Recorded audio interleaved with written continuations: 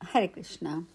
पौराणिक कथाओं के अंतर्गत जैसा कि हम चर्चा कर रहे हैं भविष्य पुराण की, तो इसके अंतर्गत आज हम पृष्ठ संख्या 392 जिसमें कि विविध प्रकार के पापों एवं पुण्य कर्मों का फल, इसके बारे में भगवान श्री कृष्ण ने युधिष्ठिर महाराज को बताया था।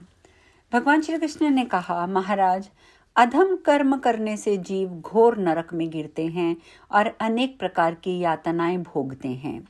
उस अधम कर्म को ही पाप और अधर्म कहते हैं। चित्तवृत्ति से के भेद से अधर्म का भेद जानना चाहिए। स्थूल, सूक्ष्म, अति सूक्ष्म आदि भेदों के द्वारा करोड़ों प्रकार के पाप हैं, परंतु भगवान कहते हैं, मैं यहाँ पर केवल बड़े बड़े पापों का संक्षेप में वर्णन करता हूँ, जैसे कि पर स्त्री का चिंतन, दूसरे का अनिष्ट चिंतन और अकार्य अर्थात कुकर्म में अभिनिवेश। ये 3 प्रकार के मानस पाप हैं।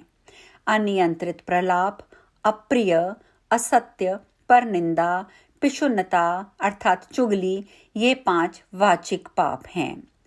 अभक्ष्य, भक्षण, हिंसा, मिथ्या, काम सेवन, असंयमित जीवन व्यतीत करना, ये परधन हरण के कायिक पाप हैं। इन 12 कर्मों के करने से नरक की प्राप्ति होती है। इन कर्मों के भी अनेक भेद होते हैं। जो पुरुष संसार रूपी सागर से उद्धार करने वाले महादेव अथवा भगवान विष्णु से द्वेष रखते हैं, वे घोर नरक में पड़ते हैं। ब्रह्म हत्या, सुरापान, सुवर्ण की चोरी और पातकों को करने वाले और गुरुपत्नी गमन, ये 4 महापातक हैं। इन पातकों को करने वालों के संपर्क में रहने वाला मनुष्य 5वां महापात ही गिना जाता है।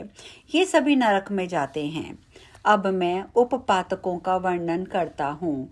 ब्राह्मण को कोई पदार्थ देने की प्रतिज्ञा करके फिर नहीं देना, ब्राह्मण का धन हरण करना, अत्यंत अहंकार, अति क्रोध, दाम्भिकत्व, कृतज्ञता, कृपणता, विषयों में अतिशय आसक्ति, अच्छे पुरुषों से द्वेष, पर स्त्री हरण, कुमारी गमन, स्त्री पुत्र आदि को बेचना, स्त्री धन से निर्वाह करना, स्त्री की रक्षा ना करना, ऋण लेकर ना चुकाना, देवता, अग्नि, साधु, गौ, ब्राह्मण, राजा और पतिव्रता की निंदा करना आदि उपपातक हैं।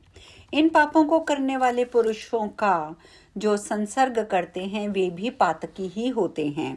इस प्रकार पाप करने वाले मनुष्यों को मृत्यु के बाद यमराज नरक में ले जाते हैं। जो भूल से पाप करते हैं, उनको गुरुजनों की आज्ञा के अनुसार प्रायश्चित करना चाहिए। जो मन, वचन, कर्म से पाप करते हैं एवं दूसरों से कराते हैं अथवा पाप करते हुए पुरुषों का अनुमोदन करते हैं, वे सभी नरक में जाते हैं। और जो उत्तम कर्म करते हैं, वे स्वर्ग में सुख से आनंद भोगते हैं। अशुभ कर्मों का अशुभ फल, शुभ कर्मों का शुभ फल होता है। महाराज, यमराज की सभा में सबके शुभ और अशुभ कर्मों का विचार चित्रगुप्त आदि करते हैं। जीव को अपने कर्म के अनुसार फल भोगना पड़ता है, इसीलिए शुभ कर्म ही करना चाहिए। किए गए कर्म का फल बिना भोगे किसी प्रकार नष्ट नहीं होता। धर्म करने वाला सुख पूर्वक परलोक जाता है और पापी अनेक प्रकार के दुख का भोग करते हुए यमलोक जाता है। इसीलिए सदा धर्म ही करना चाहिए। जीव 86,000 योजन चलकर वैवस्वतपुर में पहुंचता है। पुण्यात्माओं को इतना बड़ा मार्ग निकट ही जान पड़ता है और पापियों के लिए ये बहुत लंबा हो जाता है। पापी जिस मार्ग से चलते हैं, उसमें तीखे कांटे, कंकड़, पत्थर, कीचड़, गड्ढे, तलवार की धार के समान तीक्ष्ण पत्थर पड़े रहते हैं। लोहे की सुइयां बिखरी रहती हैं। उस मार्ग में कहीं अग्नि, कहीं सिंह, कहीं व्याघ्र, कहीं मक्षी, सर्प, वृश्चिक आदि दुष्ट जंतु घूमते रहते हैं। कहीं पर डाकिनी, शाकिनी, रोग और बड़े क्रूर राक्षस दुख देते रहते हैं। उस मार्ग में ना कहीं छाया है न जल। इस प्रकार के भयंकर मार्ग से यमदूत पापियों को लोहे की श्रृंखला से बांधकर घसीटते हुए ले जाते हैं। उस समय अपने बंधु आदि से रहित वे प्राणी अपने कर्मों को सोचते हुए रोते हैं। भूख और प्यास के मारे उनके कंठ, तालु, होष्ठ सूख जाते हैं। भयंकर यमदूत उन्हें बार बार ताड़ित करते हैं और पैरों में अथवा चोटी में सांकल से बांधकर खींचते हैं। इस प्रकार दुख भोगते भोगते वे यमलोक पहुंचते हैं और वहां अनेक प्रकार की यातनाएं भोगते हैं। पुण्य कर्म करने वाले उत्तम मार्ग से सुखपूर्वक पहुंचकर सौम्य स्वरूप धर्मराज का दर्शन करते हैं और वे उनका बहुत आदर करते हैं। वे कहते हैं, महात्माओं, आप लोग धन्य हैं, दूसरों का उपकार करने वाले हैं। आपने दिव्य सुख की प्राप्ति के लिए बहुत पुण्य किया है, इसलिए इस उत्तम विमान पर चढ़कर स्वर्ग को जाएं। पुण्यात्मा यमराज को प्रसन्नचित अपने पिता की भांति देखते हैं, परंतु पापी लोग उन्हें भयंकर रूप में देखते हैं। यमराज के समीप ही कालाग्नि के समान क्रूर कृष्ण वर्ण मृत्युदेव विराजमान रहते हैं। काल की भयंकर शक्तियां तथा अनेक प्रकार के रूप धारण किए संपूर्ण रोग वहां बैठे दिखाई देते हैं। कृष्ण वर्ण के असंख्य यमदूत अपने हाथों में शक्ति, शूल, अंकुश, पाश, चक्र, खड्ग, वज्र, दंड आदि शस्त्र धारण किए वहां स्थित रहते हैं। पापी जीव यमराज को इस रूप में स्थित देखते हैं और यमराज के समीप बैठे हुए चित्रगुप्त उनकी भर्त्सना करके कहते हैं कि पापियों, तुमने इतने बुरे कर्म क्यों किए? तुमने पराया धन हरण किया है, रूप के गर्व से पर स्त्रियों का संपर्क किया है और भी अनेक प्रकार के पातक उपपातक तुमने किए हैं। अब उन कर्मों का फल भोगो। अब कोई तुम्हारी रक्षा नहीं कर सकता। इस प्रकार पापी राजाओं का तर्जन कर चित्रगुप्त यमदूत को आज्ञा देते हैं कि वे इनको ले जाकर नरकों की अग्नि में डाल दें। सातवें पाताल में घोर अंधकार के बीच अति दारुण 28 करोड़ नरक हैं, जिनमें पापी जीव यातना भोगते हैं। यमदूत वहां उनको ऊंचे वृक्षों की शाखों में टांग देते हैं, सैकड़ों मन लोहा उनके पैरों में बांध देते हैं। उस बोझ से उनका शरीर टूटने लगता है। वे अपने अशुभ कर्मों को याद करके रोते और चिल्लाते हैं। तपाए हुए कांटों से युक्त लोह दंड से और चाबुकों से यमदूत उन्हें बार बार ताड़ित करते हैं, सांपों से कटवाते हैं। जब उनके देहों में घाव हो जाते हैं तब उनमें नमक लगाते हैं। कभी उनको उतार कर खोलते हुए तेल में डालते हैं, वहां से निकालकर विष्ठा के कूप में उनको डुबोते हैं, जिनमें कीड़े काट काट कर खाते हैं। फिर मेद, रुधिर, पुए आदि के कुंडों में उनको ढकेल देते हैं, जहां लोहे की चोंच वाले काक और श्वान आदि जीव उनका मांस नोच नोच कर खाते हैं। कभी उनको तीक्ष्ण शूलों पर पिरोते हैं। अभक्ष्य और भक्षण और मिथ्या भाषण करने वाली जीवा को तो बहुत ही दंड मिलता है। जो पुरुष माता पिता और गुरु को कठोर वचन बोलते हैं, उनके मुख में जलते हुए अंगारे भर दिए जाते हैं और घावों में नमक भरकर खौलता हुआ तेल डाल दिया जाता है। जो अतिथि को अन्न जल दिए बिना उसके सम्मुख ही स्वयं भोजन करते हैं, वे इक्षुकु की तरह कोलू में पेरे जाते हैं और वे असितावन नामक नरक में जाते हैं। इस प्रकार अनेक क्लेश भोगते रहने पर भी उनके प्राण नहीं निकलते। जिसने पर नारी के साथ संग किया हो, यमदूत उसे तप्त लोहे की नारी से आलिंगन कराते हैं और पर पुरुष गामिनी स्त्री को तप्त लोह पुरुष से लिपटाते हैं और कहते हैं, दुष्टे, जिस प्रकार तुमने अपने पति का परित्याग करके पर पुरुष का आलिंगन किया, उसी प्रकार से ये लौह पुरुष भी इसका भी आलिंगन करो।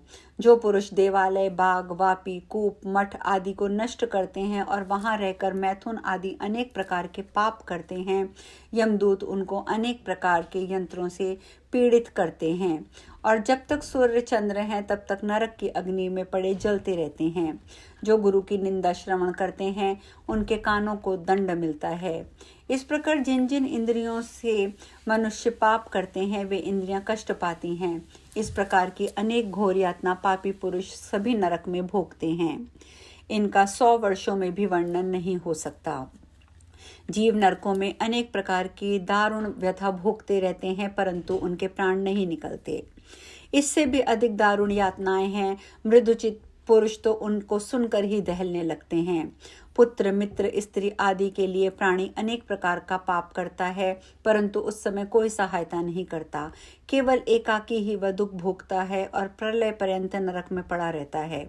ये ध्रुव सिद्धांत है कि अपना किया पाप स्वयं भोगना पड़ता है। इसीलिए बुद्धिमान मनुष्य शरीर को नश्वर जानकर लेश मात्र भी पाप ना करें। पाप से अवश्य ही नरक भोगना पड़ता है। पाप का फल दुख है और नरक से बढ़कर अधिक दुख कहीं नहीं है। पापी मनुष्य नरकवास के अनंतर फिर पृथ्वी पर जन्म लेते हैं। वृक्ष आदि अनेक प्रकार की स्थावर योनियां वे ग्रहण करते हैं और अनेक कष्ट भोगते हैं। अनंतर कीट पतंग पक्षी पशु आदि अनेक योनियों में जन्म लेते हुए अति दुर्लभ मनुष्य जन्म पाते हैं। स्वर्ग एवं मोक्ष देने वाला मनुष्य जन्म को पाकर ऐसा कर्म करना चाहिए जिससे नरक ना देखना पड़े। यह मनुष्य योनि देवताओं तथा असुरों के लिए भी अत्यंत दुर्लभ है। धर्म से ही मनुष्य को जन्म मिलता है। मनुष्य जन्म पाकर उसे धर्म की वृद्धि करनी चाहिए। जो अपने कल्याण के लिए धर्म का पालन नहीं करता है उसके समान मूर्ख कौन हो सकता है। यह देश सब देशों में उत्तम है। बहुत पुण्य से प्राणी का जन्म भारतवर्ष में होता है। इस देश में जन्म पाकर जो अपने कल्याण के लिए पुण्य करता है वही बुद्धिमान है। जिसने ऐसा नहीं किया उसने अपने आत्मा के साथ वंचना की है। जब तक ये शरीर स्वस्थ है तब तक जो कुछ पुण्य बन सके वही कर लेना चाहिए। बाद में तो कुछ भी नहीं हो सकता। दिन रात के बहाने नित्य आयु के ही अंश खंडित हो रहे हैं। फिर भी मनुष्यों का बोध नहीं होता कि एक दिन मृत्यु आ पहुंचेगी। यह तो किसी को भी निश्चय नहीं है कि किसकी मृत्यु किस समय होगी। फिर मनुष्यों को क्यों कर धैर्य और सुख मिलता है, ये जानते हुए कि एक दिन उन सभी सामग्रियों को छोड़कर अकेले चले जाएंगे। फिर अपने हाथ में ही अपनी संपत्ति सत्पात्रों को क्यों नहीं बांट देते। मनुष्य के लिए दान ही पाथे अथवा रास्ते के लिए भोजन है। जो दान करते हैं वे सुखपूर्वक जाते हैं। जो दानहीन मार्ग में अनेक दुख पाते हैं, भूखे मरते हैं। इन सब बातों को विचार कर पुण्य करना चाहिए। पाप से सदा बचना चाहिए। पुण्य कर्मों से देवत्व प्राप्त होता है। पाप करने से नरक की प्राप्ति होती है। नरक अर्थात हेल।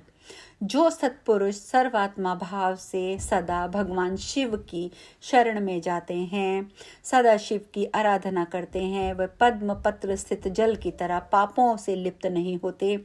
इसीलिए द्वंद्व से छूटकर भक्ति पूर्वक ईश्वर की आराधना करनी चाहिए और सभी प्रकार के पापों से निरंतर बचना चाहिए। तो ये सारे पापों की चर्चा है जो भगवान श्री कृष्ण ने करी और युधिष्ठिर महाराज को सुनाई। अब हम आगे की चर्चा, शेष चर्चा जिसमें कि अलग अलग और भी बातों का वर्णन भगवान श्री कृष्ण करेंगे, वो हम अगली कड़ी में करेंगे। आज हम यहीं विश्राम लेते हैं। हरे कृष्णा।